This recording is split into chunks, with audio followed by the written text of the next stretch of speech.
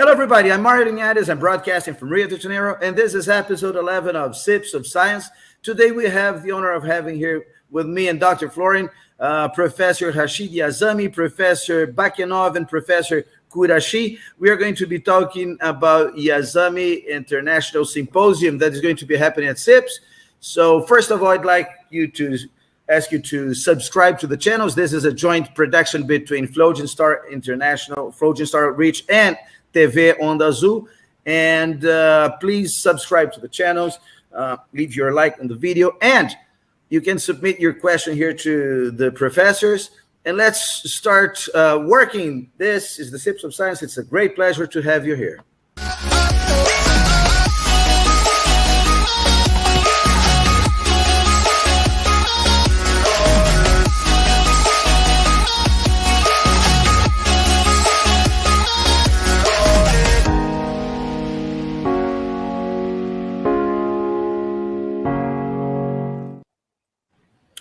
I'm back at Mario Linhares, and I've got with me here Dr. Florian Kongoli. Hello, Dr. Florian. How are you? Hello, Mario. How are you? This is the most international broadcast we've had so far, right? 5 different countries, 5 different time zones. I would like you to talk a little bit about this. And this is the idea of SIPS, Science Without Borders, right? That's correct. And also one day after Brazil independence, 200 years of independence. And in various temperatures around the globe. Exactly. For example, I'm from Rio de Janeiro, and now it's we are recording. This is morning here. It's very pleasant morning, 22 degrees, and I've got here with me Professor Rachid Yazami, and Professor Rachid, who's that names the International Symposium, won the 2014 Draper Prize of the National Academy of Engineering. This is considered, for the ones who don't know, the Nobel Prize of Engineering. He is the chair. He used to be the chair professor of energy at the School of Materials Science and Engineering of the Nanyang Technological University in Singapore. And I would like to welcome you. Good morning. For you, it's good afternoon, right, Professor Yazami? No, evening. It's evening. Well, actually, it's evening already. We are. It's 9 p.m., but it's okay. Hello, Mario. How are you? Hello. Very good. I also have here with him Professor Zhumabay Bakenov. He's a full professor in chemical and materials engineering of the Nazarbayev University. He's the director of Center for Energy and Advanced Materials Science of National Laboratory in Astana. Hello, Professor Bakenov. How are you? For you, it's good afternoon or good evening? It's good evening. It's 7 p.m. here. 7 p.m. Very good. And the temperature? It's warmer than in the night. It's now 12, 13, and we have 2 weeks later we will have snow, I think, here. Very good. And I've got also Professor Ahsan Qurashi. He is an associate professor in the Department of Chemistry at the Khalifa University. He received his PhD from Jeonbuk National University in South Korea. Hello, Dr. Qurashi. I pronounced it right? Hello, Mr. Mario. Yeah, thank you very much. Great to see you. Let's start with you, Dr. Florian. Let's start talking about SIPS, the idea of SIPS, and about the Yazami International Symposium. Well, this is as you said, this is one of the most international time zones, backgrounds of SIPS of Science we have done. So, as you said, SIPS is sustainability without borders, science without borders. And if we are at sustainability, we refer always, SIPS follows the Flogen sustainability framework, where, the 3 criteria of sustainability, we have to stress this because people get lost in the name of sustainability. Everybody now it's become, when we started 2003, this series of SIPS, People had never heard the word sustainability, but now it's so popular. But people just mention it without even knowing what it is exactly, and there's a lot of misconception and misinformation. So basically, there are three criteria of sustainability. It is social advancement, environmental protection, and economic growth. Only if we simultaneously fulfill those criteria, we are sustainable. There is no sustainability without any of those criteria. If we do not protect the environment and have only social advancement and economic growth, we are not sustainable. If we forget the economic growth and do only environment and social advancement, we are not sustainable. And if we take care only of social advancement without economic growth and environmental protection, we have no sustainability. We are not sustainable. So sustainability is achieving simultaneously these three criteria. But what in our contribution is that the table with three pillars. It is which divide it or made clear the concept. Made clear because everybody was putting the concept of sustainability, everything they hold dear. For example, they're saying culture and the indigenous rights, government, it's a part of sustainability. Sure, but they are not criteria. They are actors. And here we clarify the confusion, huge confusion that exists and still exists in literature. So criteria are different from pillars, from actors. Actors are those factors that can hinder or help sustainability. And for us are three equally important: science and technology, governance and management, and education and civil society. It's a table with three pillars. Any one of the pillars goes away, the whole structure goes down. So they are equally important. But there is an order of priority. And for us, science and technology, it is the main one. It is the main one, although equally important, but we have to start from science and technology.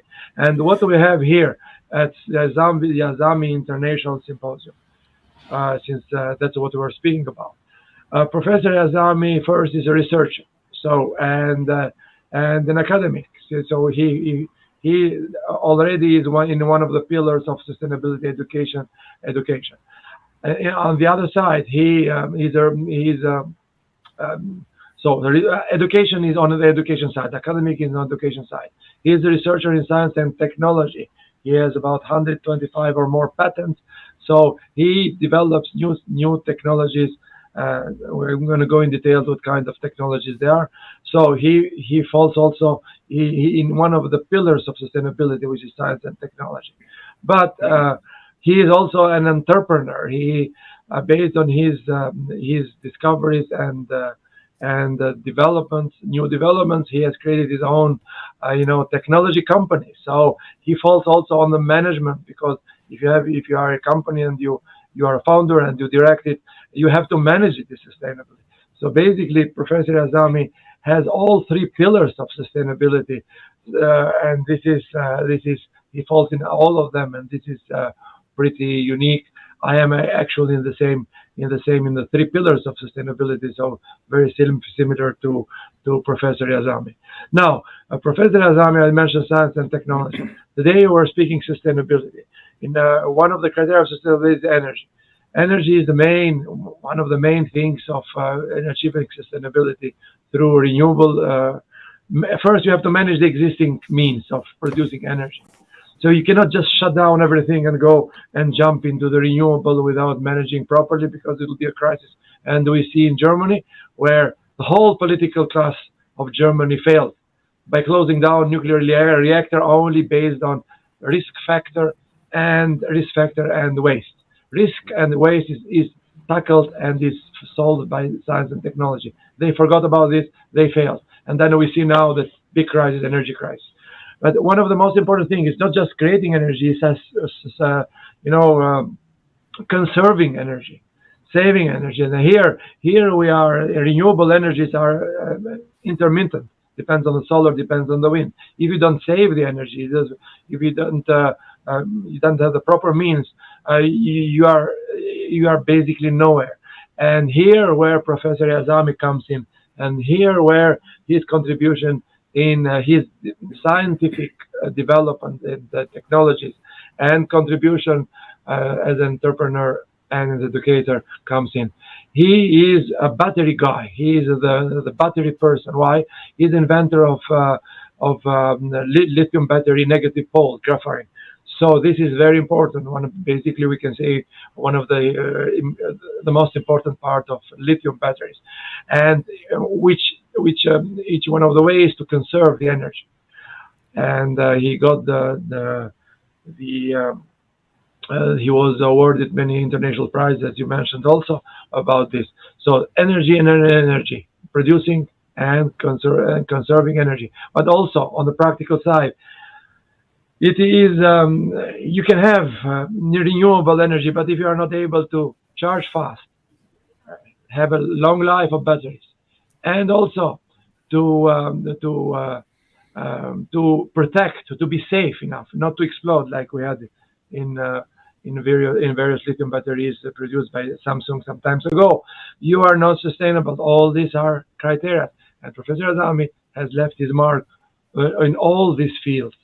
So all are directly related to sustainability, and that's we are here honoring his life achievement with Yazami International Symposium on battery manufacturing and recycling. It's much more than that, but we are following our tradition. So we have numerous Nobel laureates coming, and there is a organizing committee, and among them is Professor Bakenov and Professor Qurashi, that we are all here. There are others also. We have a chance to incorporate also others. We have various subjects of energy, of batteries. Batteries covers everything. So all fields what Professor Yazami has worked on, but not only that, everything that are related to batteries are covered in the symposium, and they are mentioned in the topics of the symposium.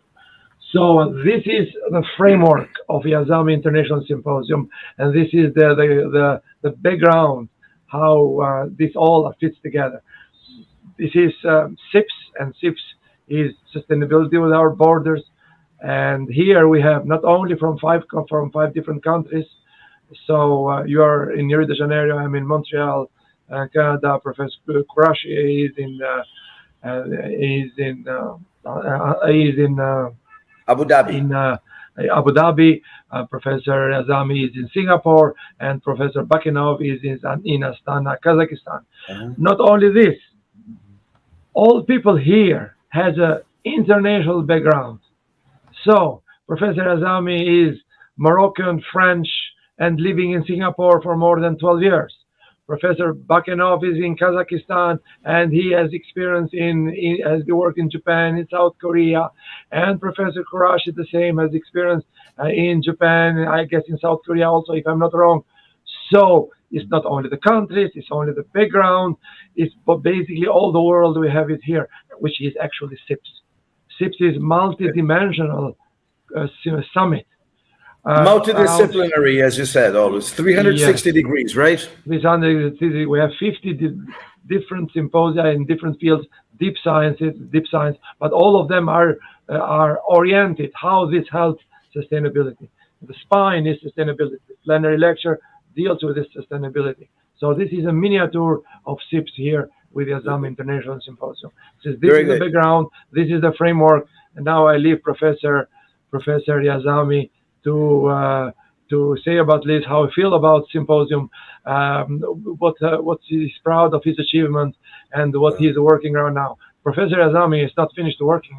He is continuing, and hopefully he will have more new development and more discoveries. So please. Yeah, and before I direct the word to Dr. Yazami, I will show now the video that shows the symposium, the Yazami International Symposium. And right after that, we're going to have Professor Rachid Yazami talking about it, okay?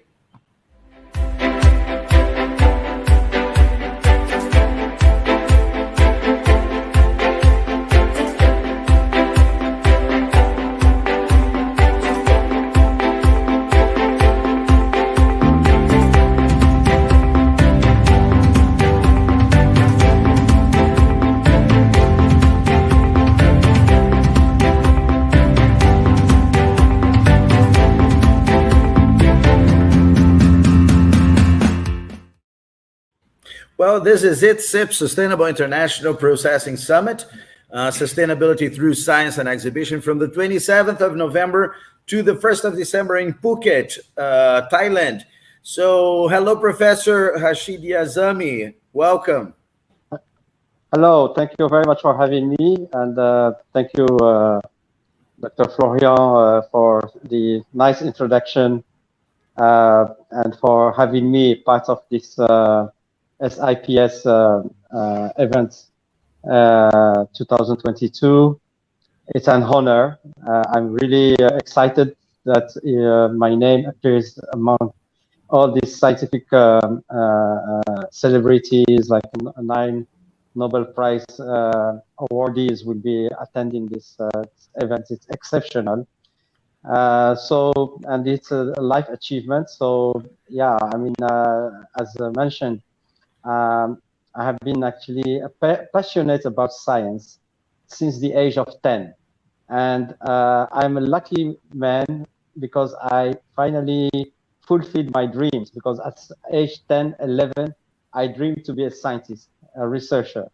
And that's what's happened in my life. So from that early age until now, it's always a matter of patience about bringing something new to humanity, and also solving technical problems, and see how we can cope with the major issues that humanity is facing, like energy and environment, and also social welfare and so on.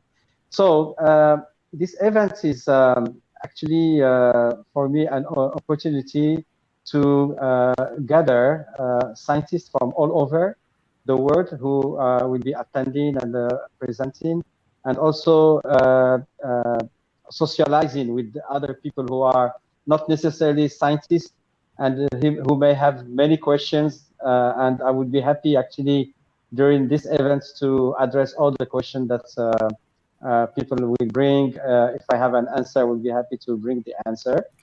Yeah, I mean, I also, how to say, like the idea that science should be without frontiers.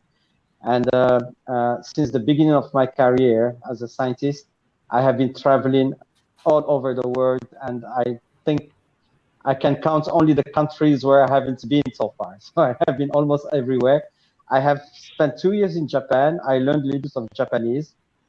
That was by the end of the 80s. And something that should be mentioned is that my career was with the French National Center for Scientific Research, which is called CNRS. I started my career with CNRS in 1978. And only 3 years ago, 2019, I retired. So after more than 40 years of work, and it's a passion. But as Dr. Florian mentioned, I also have this dimension of entrepreneur. So today I spend all the day working with my colleague, who is a professor in computer engineering, to improve the fast charging, which maybe we will be talking about probably during this this webinar. So it's always a pleasure actually to wake up in the morning and go to the office and know that we have things to do and lots of problems to solve. And it's, I mean, I think every time we are discovering that there are many new questions, new problems that are put on the table, and we have to find a way to address them with the knowledge, with the science, and also with the experience. Very, very good, Professor. Now I would like to hear from Professor Bakenov. Hello, Professor. How are you? Hello. Good afternoon, good morning, good evening. So thank you very much for introduction. Yeah. And I would like to say that I'm pleased and honored to co-chair Symposium with Professor Rachid Yazami. And as Dr. Florian said, that Professor Yazami is a man who discovered graphite anode, which make possible many devices we use now, like everybody has now mobile phone in a pocket, and a laptop or tablet, PC. Everything is powered by lithium-ion batteries, which the part ion was introduced by Professor Yazami. So, what should I say about Symposium? Symposium is the composition is great. Really, I've seen who's attending, and it's amazing. People are attending there, starting from Professor Rachid Yazami. Exactly. The symposium is. What is your expectation about meeting other scientists and this exchange of ideas from the symposium, Professor Bakenov? How important it is?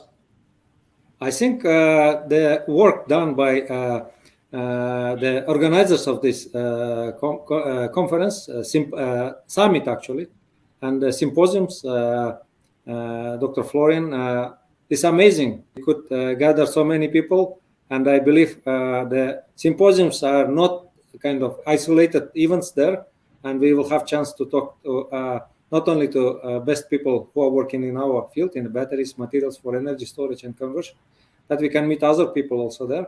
That's a really great opportunity. I believe there are not so many conferences and summits like this. Thank you. Okay. Thank you very much. And now with Professor Qurashi. Professor, how do you see this breakthrough in science that is exposed at SIPS? So we've had some years ago, we had the lithium batteries became so small and so practical that I remember when the first cell phones came, they were like bricks, and most of it was because of the battery, if I'm not mistaken. Yeah, and now correct. We've reduced. We can have very tiny batteries that will last like days. And what's the importance of a conference, a summit like SIPS, to gather some of the greatest minds in the world? We are talking about 600 papers, scientific papers that are presented, and we have hundreds of scientists, among them 9 Nobel laureates. What is the importance of this exchange of ideas into developing science, into evolving the quality of life for people?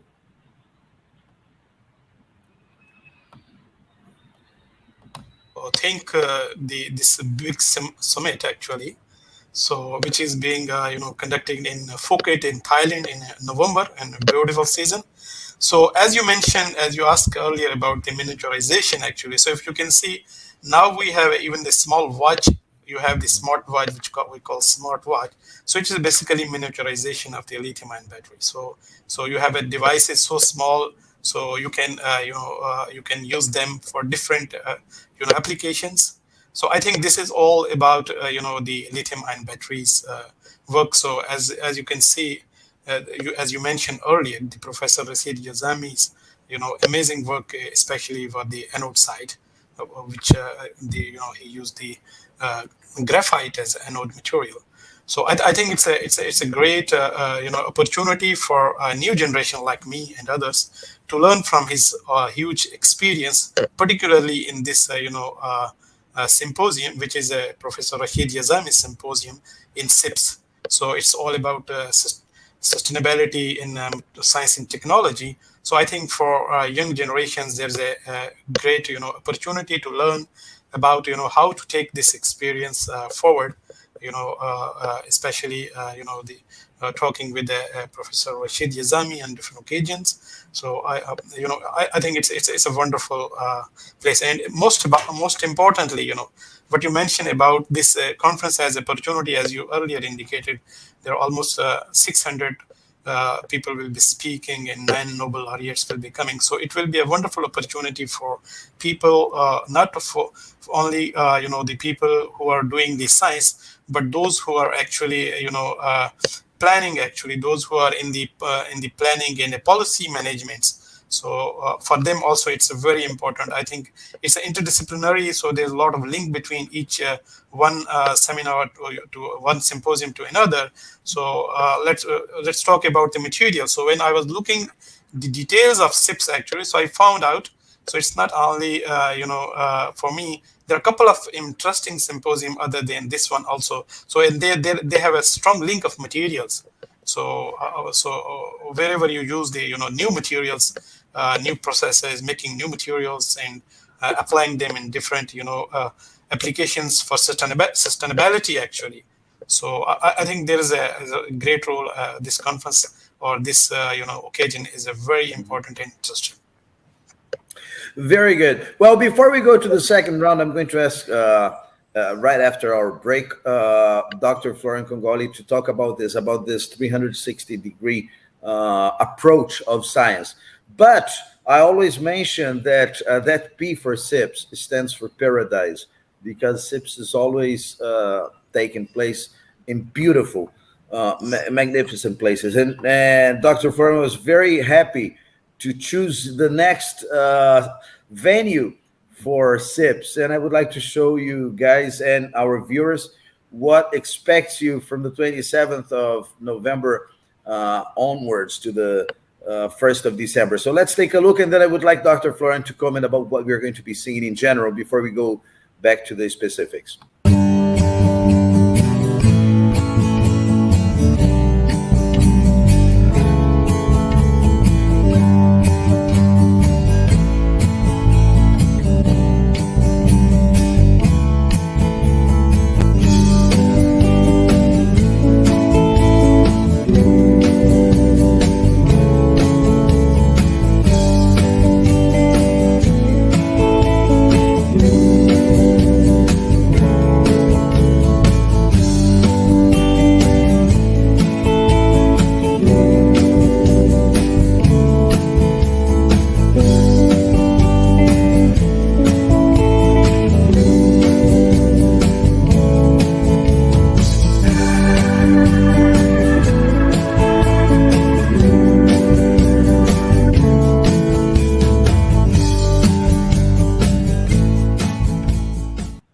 So, Dr. Florian, as we see in this video, it's a beautiful place. That P really stands for paradise. What is the secret? Why always organizing SIPS and a place like this? Well, since the beginning, it's intentional. It's not just by chance. And there is a strong reason behind that.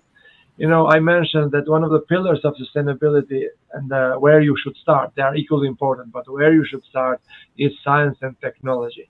Without science and technology, you cannot really achieve sustainability. There is no law that the politician can bring that can solve the issues if they don't have solutions provided by science and technology. They can speak all day. You can still take measures, save a little bit of water, save this and save that, save energy. The impact of these measures are never close to the impact of discoveries and technologies from science and technology. So there are scientists and engineers that they are number one in importance for achieving sustainability. But, the credit given to scientists and engineers is not that one they deserve. So they develop the world, they achieve sustainability, but they are anonymous. We respect each other greatly, but we are in the bubble. Outside the bubble, we are not respected as it should.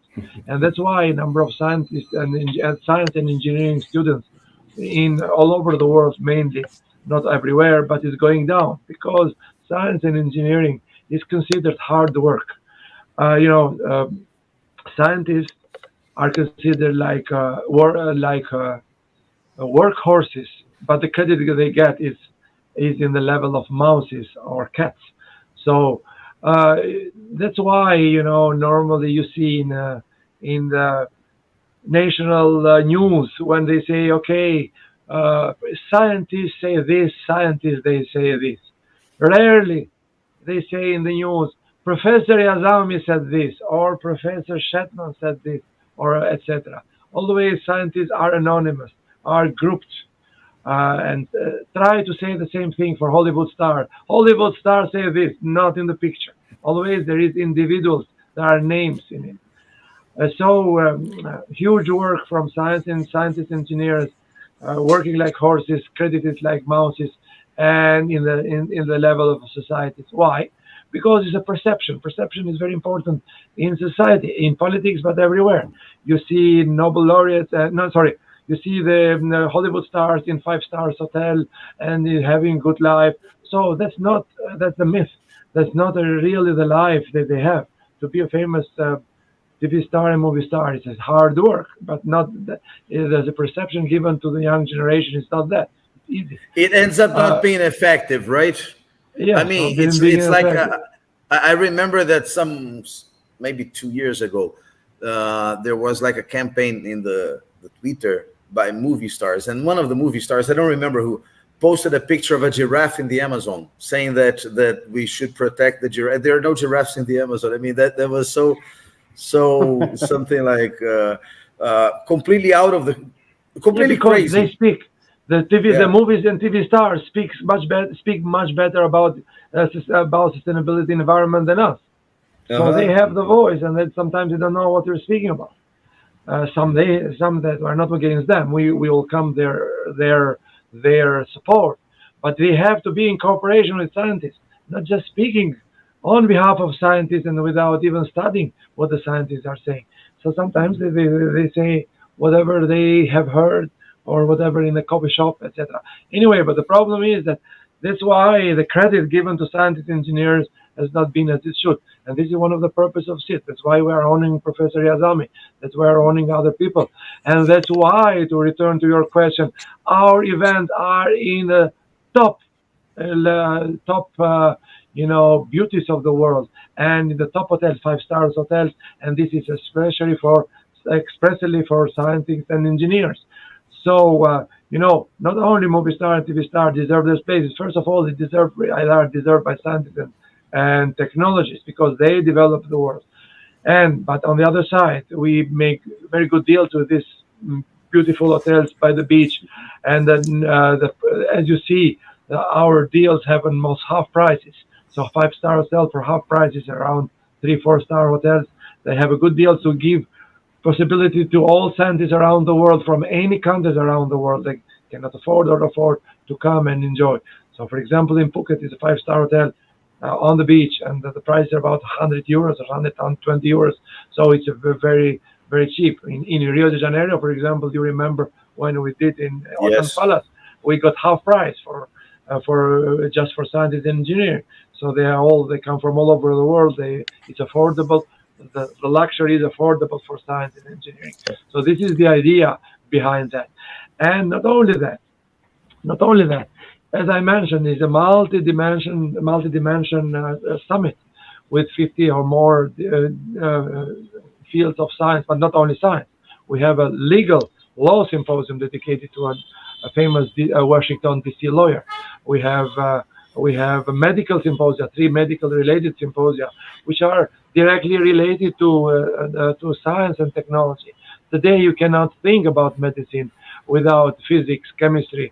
So every tools that the doctors use are coming from science and engineering.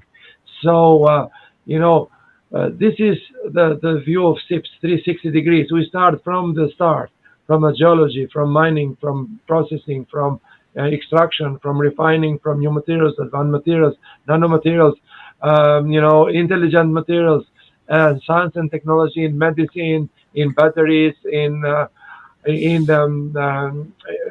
you name it, all the field of science, in legal, law symposium, medical symposia, etc. And this is life. We don't think about this because we normally have divided the field of science in different categories, and this comes from ignorance. So we have divided in organic chemistry to chemistry. But today, SIPS, the purpose of SIPS is to bring it together, to converge different type of science and technology. For example, Professor Yazami, the symposium is on batteries, but Professor Yazami is an electrochemist. Okay, solid chemist. We can say he is Professor Bakenov. He is a specialist in nanomaterials. This applies in batteries also. Professor Qurashi is the same. So there is no a clear cut between science. Science is one, and this is the purpose of science, to bring everything in the same roof, all this, and to have the synergy between different fields of science. There is no clear cut between, and this is the philosophy of SIPS. So that's why it has been successful. Then I want just to mention the Professor Farid Murad, Nobel laureate in medicine, last time in Paphos, Cyprus, where in the interview he said, when you bring together scientists and business people, and scientists in biology and business people, you create biotechnology. So this is the philosophy that he understood it very well. So this is where we are. This is where we have different background. Even in Symposium on batteries, we have so rich, scientists from different backgrounds in nanomaterials, in nanotechnologies, in electrochemistry, solid chemistry. All these are part of life. So if we think for a person going to a different planet, in the moon, an astronaut, you have to take care of all this: minerals, knowledge of minerals, legal aspects, batteries, saving batteries, nanomaterials. So all this, you cannot send an astronaut if you don't manage all this. And this is SIPS. This is a different way of describing it. So now we should let Professor Yazami describing a little bit this interaction between the field of science he has worked with, from University of Grenoble in France to Singapore and to entrepreneurship, because again, these are related, three pillars equally important, according to our slogan, developed sustainability framework. Yes. Professor Yazami, on Dr. Florian's words, what would you say about it? What's the importance of this mix of sciences of fields in one summit? Well, I mean, the summit has many areas, like main topics and so on. But of course, the science is what we have in common, and also the science culture and the method that we are using to solve problems. Now, specifically in the battery area, what I like personally is that it covers a broad range of activities in science. It starts from quantum mechanics, where I'm now working with a professor from California Institute of Technology to understand some of the phenomena that we have discovered recently about, ultra-fast charging batteries. And this is very theoretical, which means that they are putting, some of the components and so on to understand the mechanism of battery reactions and the thermodynamics of this and so on. This is all simulation and modeling. It goes also to materials, which means that it covers making materials, manufacturing, and also characterization of materials, and also see their applications and so on. And it goes all the way to the engineering, where actually you need to build a system and test your battery in the system. It can be a cell phone, it can be a drone, it can be an electric vehicle. So for that, you have to have a system that manages the battery, what we call a battery management system.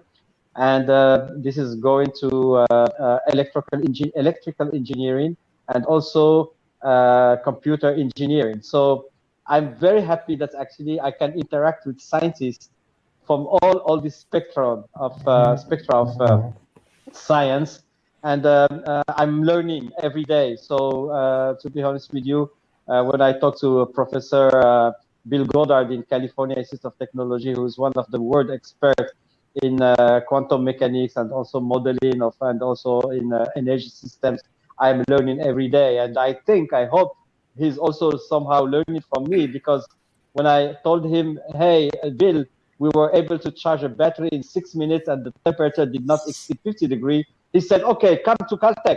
He just went to the president of Caltech, and they appointed me as a visiting professor now. Okay, so I'm in Singapore. At the same time, I'm a visiting professor with the Khalifa Institute of Technology. About 2 months ago, I visited Astana and in Kazakhstan, and I was very honored to be appointed as distinguished professor of the Nazarbayev University. This is another great honor. So, and also in my home city of Fez in Morocco, I am also holding a position of visiting professor at the private University of Fez. So this is exactly the example of science without frontier. The Earth is round, and every time I can call the West Coast, East Coast, other countries in Europe and in Asia and so on, and it's a non-stop. So that's why, I mean, it's so exciting to be part of this scientific community and bringing some, increasing the knowledge in science and trying to address some of the issues that we'll be facing humanity. And as you know, we are in the midst of an energy crisis, and governments are starting to, already ask people to save energy for the coming winter in Europe, in Germany, in France, in Italy, all over. It's a big problem. So thinking that this kind of problem is like universal, and we have to approach it as a universal, issues, and we have to bring solutions to these problems. It's never late, but okay. I mean, when we have the COVID-19, same situation, we had to learn how to cope with this, and so science did a lot of things like bioengineering, and so they brought in like a vaccine in a record time, because people, when there is a situation that is threatening the humanity in general and so on, we have to find a solution. So fortunately, we could find a solution. Now I'm talking to you without a mask. I was in Bali last week. Nobody is wearing a mask anymore. I think it's I hope so that the virus, the COVID-19 is behind us. But now we are facing another situation with energy. And I think humanity will make it, find a solution, because anyway, we have to survive any kind of global crisis like this one. I would like to ask Professor Qurashi about, you said that the next generation, or from the next generation of scientists to the new generation of scientists, and it's good in your viewing, the constructing your way of thinking, your methods and all that, having experience from more experienced professionals, more experienced scientists, and this interaction through problems like this. Professor Yazami was saying about an energy crisis. We've just left a big public health sanitary crisis in the world, the largest in 100 years. And now we have a big energy crisis in Europe. Yes, 50% of the energy that supplies Europe comes from Russia. And with this war, the winter is coming. And the question is, how can science help this quick transformations of the world? And how this interaction helps this, as Professor Yazami was saying? So as you already mentioned about the sustainability. So if this symposium, in the whole occasion is based on the sustainability, so these discussions are very critical, very important. As earlier Professor Rachid Yazami mentioned, if you see, for example, lithium-ion batteries, the most important technical challenge is basically the long charging time. For example, your and mine phone. So it takes quite some time to charge. But if you see what Professor Rachid Yazami said, so he came up with a solution. So where he developed a ultra fast, battery charging, which can charge in 6 minutes. So I think these, these developments are surely going to help, the energy crisis. And as there are a lot of resources. For example, the lithium. Already, Professor Yazami will definitely mention about that. So there's a misnomer in this in the scientific community that the lithium is the resources are limited. But I'm sure in South America there are a lot of resources, basically. So I think they will be all tapped. So these, tapping all those natural resources and using the sustainability approach, so definitely there will be, you will have a solution. So now people started doing energy, the blending, the mix of energy, renewable with the the fossil fuel energy. So I'm sure these new approaches, new methods, proper policy and planning, at a international level, country levels or regional levels. So I'm sure they will be definitely helping, to solve, as Professor Yazami said earlier. So humanity is there to, to look at all those problems and look their solutions. These problems does not have a one focal point solution, but they are interdisciplinary in nature. So I'm sure this occasion, actually, this big conference is one of the beautiful occasion where, people coming from across the, different walks of, subjects, fields, industrial, people, and they will definitely, this occasion will be a very beautiful to look and discuss those technical problems, especially so resolving the energy crisis and capitalizing the sustainable approaches. Okay, and Professor Bakenov, what should we expect? You're the co-chair of the symposium. What should we expect in terms of papers, of dynamics of the symposium?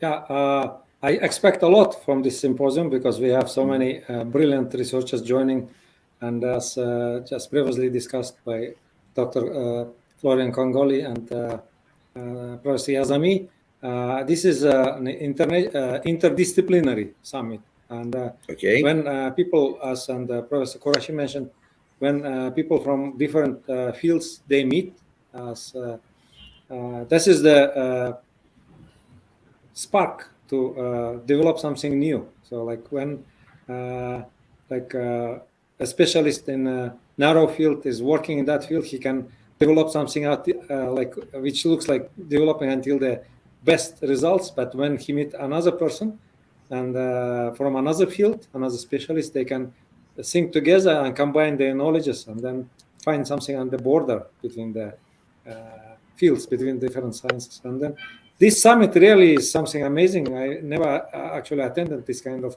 broad conference summit, and then where you have the best people from each various fields gathering together. I think during the discussions we will learn a lot from each other. And also I would like to mention that when I was younger, I was reading the works of Professor Yazami. Now I'm very proud to say that we are collaborating with Professor Yazami, and he visited us, and he's mentioned he became a distinguished professor of our university. That's an honor for us as well, for our young university. We're only 10 years old, 11 years. Thank you. Professor Yazami, I see Professor Yazami has a different smile when Professor Bakenov says, "What's the feeling of seeing this?" Well, I have a co-chair to the symposium, somebody that studied in my books, that's somebody that looked up to me as a reference.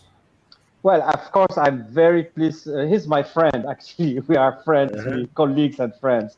And it's a pleasure to have him in this team, like as a co-chair, together with Professor Qurashi. I think it's one area where we can collaborate together and advance a little bit our activities. So I think, the fact that he's referring to me when he was younger, it's the advantage when you are older. So I started working on lithium batteries back to 1978, and I don't know what was the age of Dr. Qurashi or Dr. Bakenov. Yeah, I was born. I was born in 79. 79. Okay. So prior to that, Hello. you were born under his studies, his research. Okay, yeah. So anyway, I mean, it's a pleasure to see actually because our job as professors is to manage some of the projects for young people, engineers and the PhD students and so on. And I have a network of my former whoever graduate students who are now managing companies all over the world in Africa, in Europe, in America, and in Asia. It's a pleasure. At least you say, okay, you serve somehow the future of these people. And when they write to you, sometimes, and they say that you have played a role in their life, in their career, you can only be proud. I mean, that's fantastic. This is the role of the education system. I mean, and the research system. So anyway, I mean, I mostly what I'm receiving recently, like the last 2-3 weeks, is a huge wave of support from my Moroccan, colleagues, I mean, citizens from the social networks. And they are so excited. They say, oh, this year, Rachid, you should have the Nobel Prize. I said, well, Nobel Prize is a mystery. We never know in advance. But anyway, yeah, I mean, at least people have this feeling to be proud that you are part of them and you are, bringing something to humanity. And, it's kind of, they're ranking me among maybe the 5 top scientists in the Arab world, or in the at least in Morocco and so on. So it's good. It's of course a good feeling, but as a scientist, I would like to keep really very humble, because you are learning all the time, and you can make mistakes, and you learn from your mistakes and so on. So it's like an endless story, and it's okay that you are giving this feeling to mostly young generation. About 2 months ago, I was in Morocco in June, and I decided to visit an elementary school in the very countryside. It's very far from the city of Marrakesh, about 30 kilometers from Marrakesh. And these guys have never had the chance to meet a scientist like me. I can tell you, I had, tears in my eyes because of the emotion to see how these very young people, like 6, 7, 10 years old, and how they are enthusiastic and they are chanting. They prepare some songs to me, and so it's a great, great honor. It's just happiness, when you see this. And I would like to renew this. I mean, since it has been published or something in the media that I visited the elementary schools, and the welcome was just great. Many schools, of course, all over Morocco are inviting me.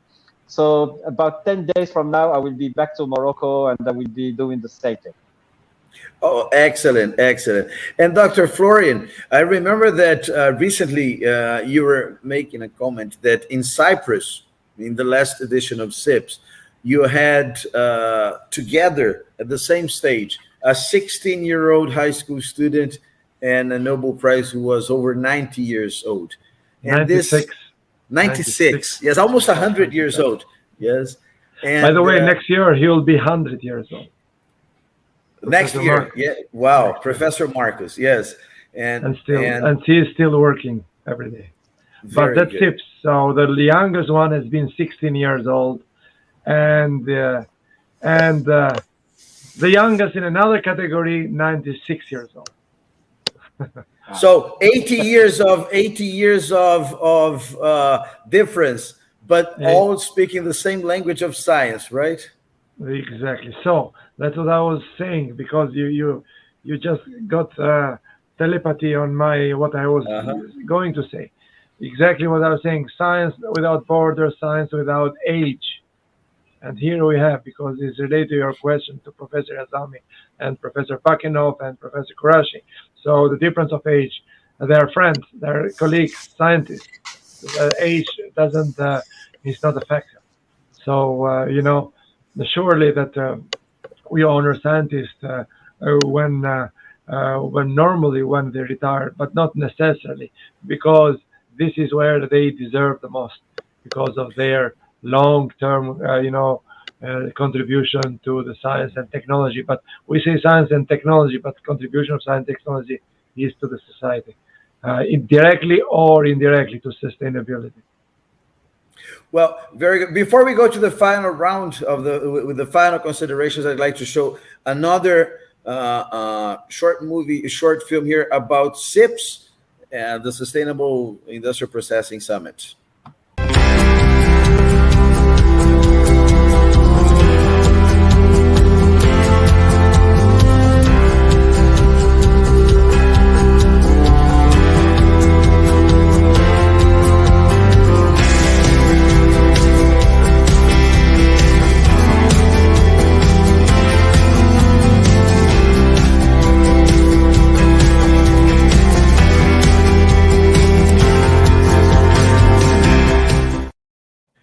Well, that's it.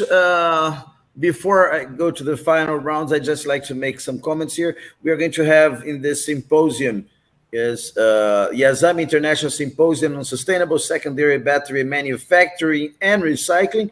We are going to hear new developments on lithium and lead acid batteries, development of new cathodes and anodes for batteries, organic liquid electrolytes, gel and polymer electrolytes, fabrication, manufacturing of batteries, application of batteries in HEVs, energy storage and backup, future battery systems, sustainability of batteries, supercapacitors and hybrid systems, energizing billion lives, battery in the off-grid electrification for the bottom billion. This will be a very exciting symposium. I'm looking forward to being there with you guys and interviewing you in person. I'll be in SIPS with you guys. And let's see, your final considerations. Let's start with Professor Qurashi. So I think it's SIPS is a great opportunity for us, especially I'm honored to co-chair Professor Yazami's symposium in the SIPS 2022 in Phuket. It's a wonderful opportunity to talk with scientists of different fields and look to different new interdisciplinary approaches. I think it will be a great opportunity for young people like me and others to learn from years of experience of Professor Yazami alike. So to look and understand the scientific problems and to look to their the solutions in the future. So I think it's a wonderful opportunity, and definitely would like to see a huge participation from different scientists, as you mentioned earlier. For example, from anode, cathode, and electrolytes to supercapacitors and all other energy storage devices. So I think it will be a really great opportunity for us to learn and to take a big message from this SIPS conference. Thank you very much for inviting me. Thank you, Professor Qurashi. And I'd like to hear the final considerations, final words of Professor Zhumabay Bakenov. Yes, I would like to join to what Professor Qurashi said. We are expecting a lot from this conference. I'm coming, attending the conference, of course, and I'm bringing my younger colleagues from my group, and we would like to present the best what we have, the developments, recent developments, and we would like to hear the opinions of our colleagues there. And also, again, the very big advantage of this summit is its interdisciplinary character. So we would like to see other fields, best researchers, 9 Nobel Prize winners, and then just to enjoy meeting again our friend, Professor Rachid Yazami. And I'm glad to hear that, Mario, you will be also there, and I will be glad to see you in person. See you later. Oops. Okay, thank you very much, Professor Bakenov, and the Professor Yazami. Thank you very much. I would like to hear your final words about SIPS. Well, first of all, I would like really to congratulate Dr. Florian Kongoli for this initiative. This is absolutely incredible. That to number one have a very good area of science, for sustainability, and gathering more than 600 papers in the same space, and choosing a paradise place. I mean, for to honor scientists versus artists and so on. It's just great concept. It's fantastic. I mean, every time I send the link to people I know, they said this is absolutely incredible. And so I think this is a wonderful initiative from Dr. Florian. I will do all my best to make this international symposium under my name as successful as possible. So I will be supportive, of course. I will invite as much colleagues of mine as possible to join. There are many of them who showed already interest. So let's hope for the best. And I look forward to meeting all of you in Phuket in November, inshallah. Thank you very much. Thank you, Professor Yazami. And Dr. Florian, two things before you say your final words. How I'm a scientist, I watch this video and I say, wow, I'd love to be in this symposium. I'd love to present my scientific paper in this symposium or in another symposium from SIPS. What should I do? Oh, it's very easy. This is SIPS is open to anyone. And by the way, this is a very important question because some scientists are timid. They see the conference like, oh, very good thing. It's a magnificent thing, and they see themselves as a passive watcher. SIPS tends to attract all of these people that don't think that they can be part of this symposium honoring Professor Yazami. But what I'm saying here, everyone is welcome. We do not take sides on technologies, on politics. We welcome everyone as long as it is science, as long as it is scientific argumentation, and there is respectful. So anyone with a discovery, anyone, even if it is, they might think, oh, it is too small compared to what Professor Yazami has achieved. They are all welcome. We welcome everybody, as we said, from 16 years old, from our experience, to 96 years old. So it's open to anyone. You do not need invitation. Sure, if you need invitation for administrative reason, please contact us and we're going to get an invitation. So you need just to go to the system, submit an abstract, and follow the procedures. We have tried to simplify everything. And this is, the philosophy of SIP. It is not an invitee-only summit or symposium. It's open to everyone. So everyone is welcome, even those that think, oh, my achievements are not as good as Professor Yazami, so probably I should stay here, not come. No, everybody is welcome. Everybody in science is important. Even a paper with describing the errors during a research process is important because it saves time for others not to repeat the same errors. Sure, to achieve a success in science, I'm a scientist myself, you have to fail probably 10 times and succeed the 11th time. But by being at SIPS, by being within different scientists of different disciplines, I guarantee that this number of you have to fail 10 times to succeed the 10 times will be cut in half, because you have the interaction and you have what are the people in other science and methods are using, and this sends you in the right direction. So this is even a paper with what they did wrong in one particular research. It is a valuable contribution. So this is science, and it's not always successful at the first attempt, and this is understandable. There is no shame on failing and coming back and learning from the past, errors that Professor Yazami said in the beginning. So everybody is welcome. Don't feel timid. Don't feel, like you do not deserve to come. Everybody is welcome. Submit an abstract, and you will never regret it, because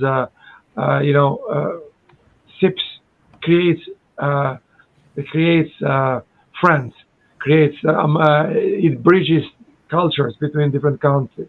It bridges the different disciplines of science. They bring them together, everyone, and we have a great social program. We are the only one in the world having dinner and a show every single night, and this is not just simply networking purposes. It's just to knowing each other, to be friends with each other, and this way, by disappearing the barriers between cultures, disciplines of science, and countries, and any other divisions. This makes easier to set up multidisciplinary project between different countries, and this happens every year in SIPS, because people feel free. They speak with like friends in every table every night, and they during the social events they dance every night. So I'm not exaggerating to say that all 23 Nobel laureates have been participated to our events, have danced with a participant. I remember that. I'm a witness. In Rio de Janeiro, you had 7 Nobel laureates doing the samba. Doing the samba, exactly. Yeah, and dancing on the beach. I could never imagine that. Serious. That was my first participation at SIPS, and it was really amazing to see some of the greatest minds in the world doing the samba. Something so. The samba. They were a little rusty. I have to confess, but it was really fun. And also swimming, and in the swimming pool on top of the hotel. Professor Udrich. Udrich, to tell the truth, is Udrich. So this is he danced with his wife without shoes in the sand in the first event. So you took an interview with him, and they enjoyed a lot. So this atmosphere, it is intentional. They bridges. People, there's no shame anymore to get in touch and to discuss in a friendly and family atmosphere. So this is SIPS. So that's why not to be timid. You will submit an abstract. There is one for all these activities and dinners that are there. You might think is a high price. No, actually, it is one price that includes all registration price. In one registration price includes everything, all the 4 dinners, includes all lunches.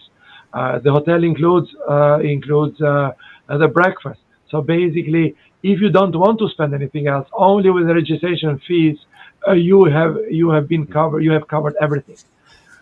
Normal conferences charge about $700 or 700 euros, and includes only a finger reception. You have to pay about 100 or 150 or 200 for the gala. SIPS for about 900, 800 something, depends. There are many discounts given for different categories. You have everything included. So and including fun. If I repeat the words of Professor Shetman, Nobel laureate in chemistry 2011, SIPS is very unique because it combines science, technology, and fun. So everybody is welcome. Very good. I would like to thank Professor. How do I say this again? I'm going to get correct. Ahsan Qurashi, right? Yeah. Oh, I got it right. Yeah, by the end of the show, I got it right. Thank you. Professor Zhumabay Bakenov, right? Also right. And Professor Rachid Yazami. Thank you very much. And thank you, Dr. Florian, for this opportunity of meeting some of the greatest minds in the world here at SIPS of Science. I'm Linhares and broadcasting from Rio de Janeiro. And this is the most international broadcast we've had so far. 5 different time zones, 5 different countries. and 4 great minds that are going to be at SIPS. It's a pleasure having you here. And next Thursday, we'll be back with the SIPS of Science. Bye-bye.